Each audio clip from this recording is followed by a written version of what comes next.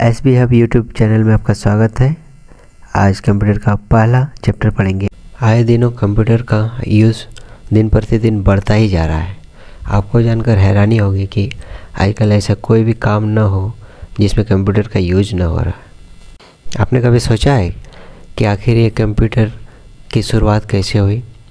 आज हम लोग पहला क्लास पढ़ेंगे कंप्यूटर का परिचय, इंट्रोडक्शन ऑफ कंप्यूटर।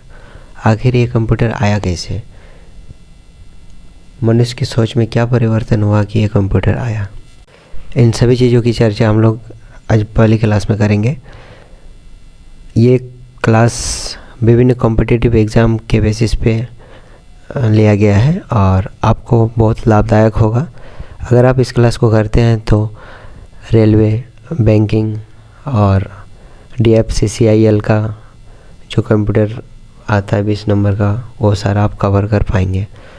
साथ ही JSSC के कंप्यूटर को आप आराम से आसानी से कंप्लीट कर पाएंगे। कंप्यूटर शब्द की उत्पत्ति ग्रीक भाषा के कंप्यूट शब्द से हुआ है, जिसका अर्थ होता है गणना करना। कंप्यूटर हिंदी में इसको स्वचालित इलेक्ट्रॉनिक मशीन कहा जाता है। यह क्या करता है कि डेटा को इनपुट करता है, फिर प्रोसेस करता है, उसके बाद आउटपुट देता है। आउटपुट हम लोग को मॉनिटर के माध्यम से दिखाई देता है। और कंप्यूटर की जो स्मरण शक्ति होता है वो मनुष्य से ज़्यादा होता है। कंप्यूटर का फुल फॉर्म अगर बात करेंगे तो C for calculation, O for operative, M for mechanics, P for processing, U for useful, T for रिजर्स, E for extensive और R फॉर रिसर्च। अगर हम कंप्यूटर की परिभाषा देने का कोशिश करेंगे तो यह एक स्वचालित इलेक्ट्रॉनिक मशीन है जो गणितीय तथा अगणितीय क्रियाओं द्वारा तर्कपूर्ण आधारित गणना को संपन्न करता है। वर्तमान युग में इसकी उपयोगिता कार्य क्षेत्र में अत्यधिक वृद्धि हुई है। उच्च क्षमता की गणना करना और इसके आधार पर निष्कर्ष निकालना कंप्यूटर के माध्यम से सरल हो गया है।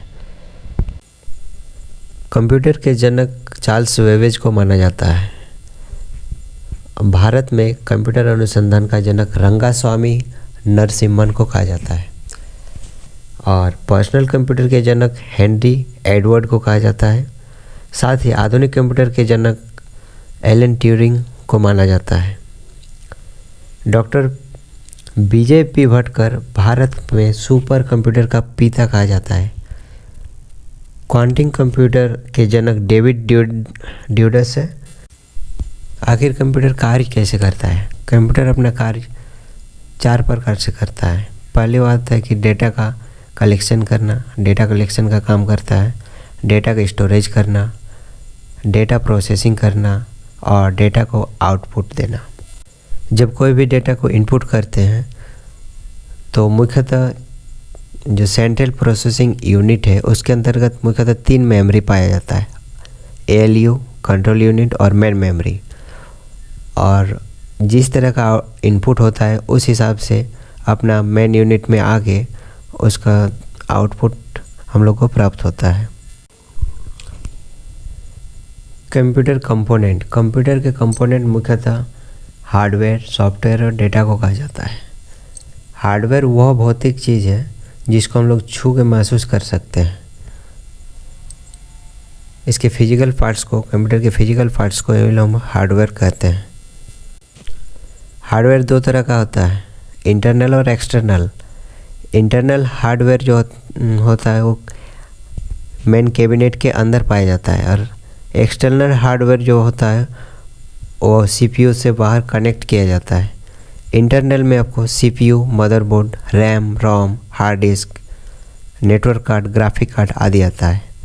परंतु हार्डवेयर, एक्सटर्नल हार्डवेयर में monitor, mouse, keyboard, printer, scanner, UPS, speaker आदि आता है। हार्डवेयर के बाद अब हम लोग बात करेंगे सॉफ्टवेयर का। सॉफ्टवेयर 2 तरह का सॉफ्टवेयर मिलता है, एक एप्लीकेशन सॉफ्टवेयर, दूसरा system software.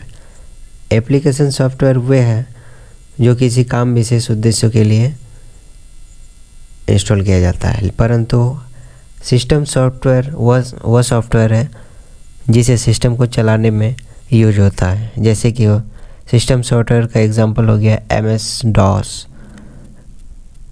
Windows 98, Linux, Windows NT, Windows 7। लेकिन एप्लीकेशन सॉफ्टवेयर में आता है word processing software, data management software, graphic software. Application software का दूसरा पार्ट जो आता है उसे हम लोग विशेष उद्देश्य सॉफ्टवेयर भी कहा जाता है। जैसे कि अगर हम लोग को अकाउंटिंग का काम करना हो तो टैली का यूज़ करते हैं, बिलिंग का काम करना हो, रिजर्वेशन का काम करना हो, ये स्पेसिफिक सॉफ्टवेयर होता है। कंप्यूटर कंपोनेंट में तीसरा जो घटक है उसे डेटा कहते हैं। डेटा को हम लोग 4 भाग में बांटते हैं। पहला न्यूमेरिकल डेटा, दूसरा अल्फ़ा न्यूमेरिकल डेटा, तीसरा ऑडियो वीडियो डेटा तथा चौथा ग्राफिकल डेटा। न्यूमेरिकल डेटा में 0, 1, 2, 3, 4 डॉट आदि संख्या का यूज होता है।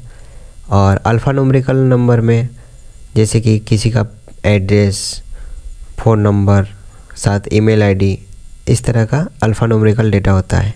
ऑडियो वीडियो डेटा में जैसे कि MP4, .mp4, .3gp, .mp3, web आदि फॉर्मेट में इनपुट होता है। ग्राफिकल डेटा जो होता है इसमें JPG, PNG फॉर्मेट, इस प्रकार के डेटा को ग्राफिकल डेटा कहते हैं। डेटा को हम लोग 2 रूपों में बांटते हैं। पहला प्राथमिक डेटा और द्वितीयक डेटा। प्राथमिक डेटा जो होता है उसमें कैरेक्टर, फ्लोट, डबल वॉइड आदि आता है। और सेकेंडरी डेटा में जैसे पॉइंटर, स्ट्रक्चर, एरर आदि आता है। अब हम लोग देखेंगे कि कंप्यूटर की विशेषता क्या है। आखिर कंप्यूटर में ऐसा कौन सा चीज़ है विशेषता में जिसकी वजह से ज़्यादा यूज हो रहा है। सबसे पहली बात तो है कि कंप्यूटर में एक स्पीड होता है। इसका स्पीड 1 सेकंड में लाखों गणनाएं कर सकता है और इस स्पीड को हम लोग मापते हैं हर्ट्ज में। वर्तमान में कंप्यूटर नैनो सेकंड में गणनाएं कर सकता है इतना तेज़ी से। नैनो सेकंड का अर्थ होता है 10⁻⁹। कंप्यूटर आखिर 1 सेकंड में 10 लाख से भी निर्देश को प्रोसेस कर सकता है।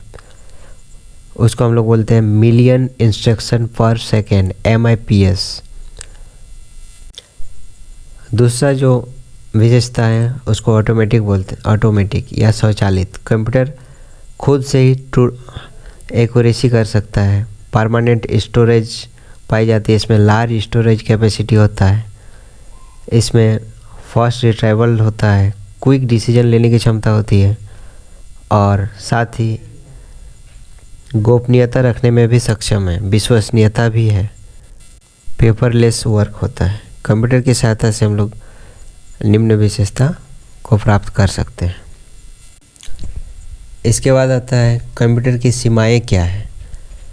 फिर कंप्यूटर किस हद तक काम कर सकता है और किससे आगे नहीं कर सकता है।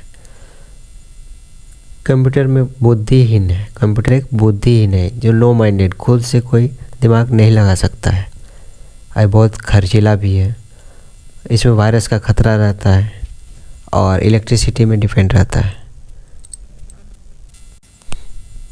अब देखेंगे कि कंप्यूटर का यूज़ इन दौरान कहाँ हो रहा है। जैसे डेटा को प्रोसेस करने के लिए, सूचनाओं का आदान प्रदान करने के लिए, शिक्षा जगत में, और सबसे महत्वपूर्ण काम हो रहा है वैज्ञानिक अनुसंधान में, रिसर्च में, तथा रेलवे और वायुयान में भी आरक्षण व्यवस्था के लिए कंप्यूटर का यूज हो रहा है। कंप्यूटर जो अपना कार्य करता है आखिर कैसे स्टार्ट करता है। सबसे पहले वो अपने इनपुट ग्रहण करता है। इनपुट में इंस्ट्रक्शन हो सकता है, डेटा हो सकता है। फिर उसका भंडारण क्षमता होता है यानी स्टोरेज होता है, यानी डेटा और इंस्ट्रक्शन को मेमोरी यूनिट में स्टोर किया जाता है। स्टोर करने के बाद उसके हिसाब से उसका यूज होता है। फिर क्या करता है कि प्रोसेस होता है। इनपुट डेटा जो मिला है उसे प्रोसेस करता है और जांच करता है कि ये अंकगणित या तार्किक ढंग से किस हिसाब से बदला जा सकता है। जांच करने के बाद एक विशेष आउटपुट देता है और वही आउटपुट हम लोग वीडियो द्वारा या मॉनिटर द्वारा प्राप्त करते हैं। ये हुआ सामान्य परिचय। इसके बाद कुछ फैक्ट याद करने के लिए मुख्य है, जैसे कि सबसे ज़्यादा विश्व में आखिर सबसे ज़्यादा कंप्यूटर का यूज यूएसए में होता है। विश्व का 22% लगभग कंप्यूटर का यूज यूएसए में हो रहा है। उसके बाद चाइना में। और विश्व में सबसे ज़्यादा लैपटॉप कहाँ पाया जाता है? चीन में। विश्व में सबसे ज़्यादा लैपटॉप का यूज होता है चीन में। भारत का पहला कंप्यूटर भारतीय सांख्यिकी संस्थान कोलकाता में सन 1956 में स्थापित किया गया था और 2 दिसंबर को विश्व कंप्यूटर साक्षरता दिवस के रूप में मनाया जाता है। देश का प्रथम कंप्यूटर साक्षर जिला केरल में मल्लपुरम में स्थित है। यहीं पे कंप्यूटर का बेसिक पहला क्लास समाप्त होता है। इसके बाद हम लोग कुछ क्वेश्चन, ऑब्जेक्टिव क्वेश्चन को देख लेते हैं। पिछले वर्ष पूछे गए विभिन्न प्रतियोगिता परीक्षाओं में जो क्वेश्चन आया हुआ है उसको हम लोग एक झलक देख लेते हैं। पहला क्वेश्चन, मनुष्य की स्मरण शक्ति कंप्यूटर की तुलना में होती है डैश। ऑप्शन ए सामान्य, ऑप्शन बी उच्च, ऑप्शन सी निम्न, ऑप्शन डी औसत। आंसर हो जाएगा औसत। सेकंड क्वेश्चन है, वह प्रोग्राम जो कंप्यूटर को प्रयोग करने में आसान बना देता है उसे क्या कहते हैं? आंसर हो जाएगा एप्लीकेशन सॉफ्टवेयर। धन्यवाद।